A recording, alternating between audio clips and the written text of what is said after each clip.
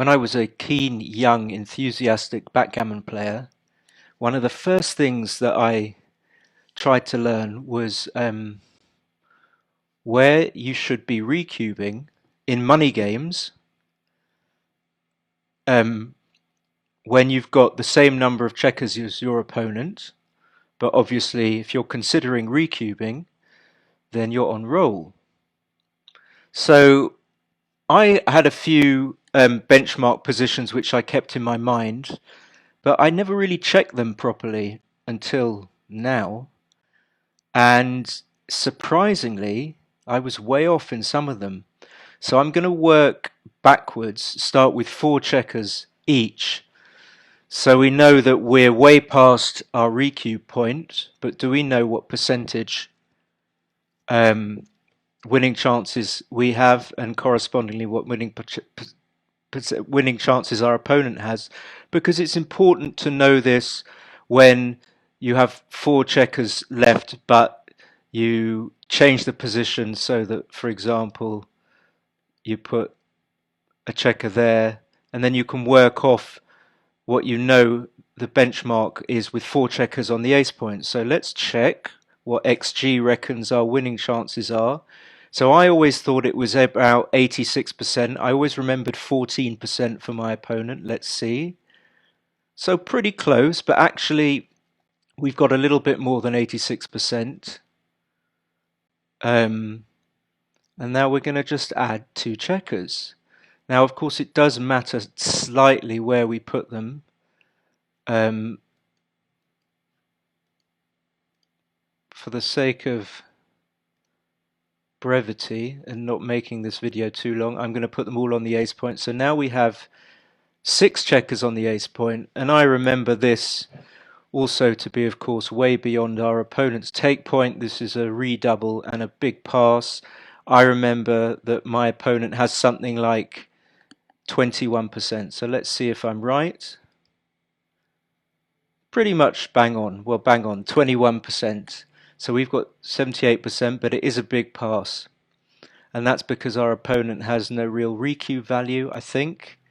And I'm not going to consider that anymore. I'm not going to think about it. I think that's why. So now we can go on to add 2 checkers. I'm going to add them on the corresponding deuce points. And now we have 8 checkers each. And I remember this, that this is where you want to recube, because if you roll a double, roll a normal non-double and your opponent also fails to roll a double, then you will have missed your market, because as we know, if you get down to 6 checkers each, as we just demonstrated, then your opponent cannot have a proper take. He only has 21%. So what do I remember this percentage being? This is where I went wrong, and I'm sure that I never knew this. I thought that for some reason I got confused and thought that we only had 72%. I am way wrong. This is why it's very important just for me to do this exercise. I know this is a recube. Let's see what the computer says. It's a very big recube, and we have 74.555, and our opponent has 25%. And it's only a close take, but our opponent has 25%. I suppose the recube isn't that powerful, and he would have to roll, I'm not going to think, too stupid to think, he would have to roll a double next go, and then we would have a pass. So he doesn't manage to cube us in. Someone else can think about it who's much cleverer than I am. So anyway, so it's 8 checkers versus 8 checkers, and we have 75% as a recube. Now what I do remember, let's carry on. Let's add 2 more. I know that this isn't a recube, and one of the ways I know this isn't a recube, because I know that if I get down to a position with 8 checkers versus 8 checkers, then it is still a take for my opponent. So let's see what percentage we had here. So I had this figure of 28, so maybe this is the 28%, and indeed it is. And what is interesting here is that it's only a very small mistake to recube. And that's another thing that I didn't know. Let me know. I wonder if any other strong players would whether they knew that this was a very, very small mistake to recube. But in fact, I think that if we put the checkers in configurations like this, and again I'm too stupid to know why, then it becomes very, very close. I think if I roll this out, because I did do a little bit of preparation. Oh no, okay. So anyway, I'm going to leave it at that. So 5 versus 5, now we know, is only a very, very tiny non-recube. And I suppose the reason is that you can roll a double and your opponent can fail to roll a double. Well, if you roll a double and your opponent rolls a double, then it will be a pass. That's it. So you will have lost your market with a double, assuming all your checkers are on the ace point and all doubles work for both players. Right, that's the end of where you recube in perfect bear-off positions. I'm going to then go on to some nifty benchmark positions, which I also learned. So let's try and get the right position up. Now, I remember 6 off or 5 off having a gap. So what I remember, let's go first with only 5 off. I remember that if our opponent has only got 5 off, of course, then that helps us massively. Let's remove this. Then I know that if our opponent's only got 5 off, then obviously we're far more of a favourite than our opponent if our opponent's got 6 off.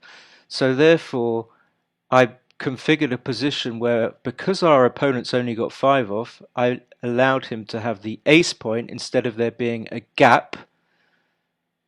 And let's see what the evaluation of this position is, where what I call the perfect spare configuration, as we all know very well. And I remembered this to be a borderline take pass. So let's see what the computer says. The computer agrees with me, but as you'll see, I'm going to roll it out. This is what I didn't do. And it's going to push it beyond the take pass borderline into pass territory. So with this perfect configuration of spares, only very slightly in pass territory. So this is, well, this is borderline. And if you want to make it exactly borderline, no, okay, we'll just leave it like that. So this is, I got a different result for some reason when I rolled out the position. Let's just check this again. Slightly stronger setting.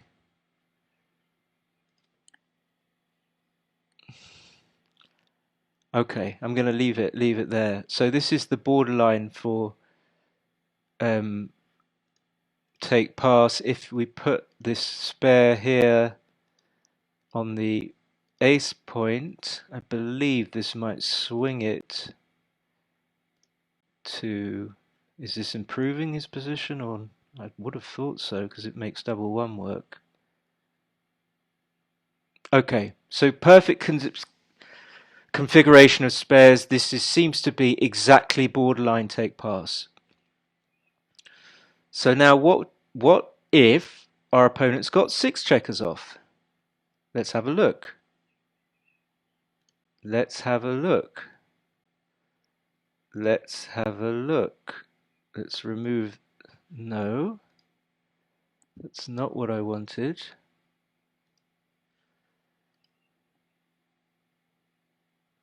Okay, never mind. I'll have to set it up. Give me a second. Set this up. Yes. But now, because he's got 6 checkers up, we put a gap there because we've got to obviously make his position, deteriorate his position, otherwise we know it's going to be a very big pass for him. So he's got 6 checkers off, and 1, of course, on the roof. That's important. Please, come on. I've treated you well. You can. There we go. Okay, so I also thought this was borderline take pass, but it turns out that this was another one that I was wrong about, and this is actually only a borderline redouble. So we know now that when our opponent's got 6 checkers off in a gap, he's much better off than just having 5 checkers off filled the gap. So it makes sense having 1 checker off, another checker off is much more valuable than having the gap filled. So we've done these 2 reference positions with our opponent having 1 checker on the bar and him having 5 or 6 men off. What about if he's got 2 checkers on the bar? Let's have a look.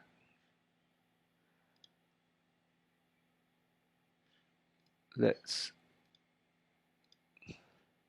is what I thought the borderline take pass was with 2 checkers off. It turns out I'm wrong again, because you will see that this is actually a substantial pass. I mean, 0.03, it's not going to give away that much, but just to know, all you need to do is memorize this. You can even memorize 318 in your mind, 318, but actually when you roll it out, this is way, way bigger. That was the thing that I wanted to roll out, not the checker with not the position with 1 man on the bar. So when we've got a perfect configuration of spares and our opponent has 2 men still on his ace point, this is actually a substantial pass. And what we have to do is make the position get worse for him by doing this, and this is the take pass. Notice this is the take pass, or one of the configurations. 2 men on the 6, 1 on the 3, and he's got 2 men in the air and 2 on the ace point.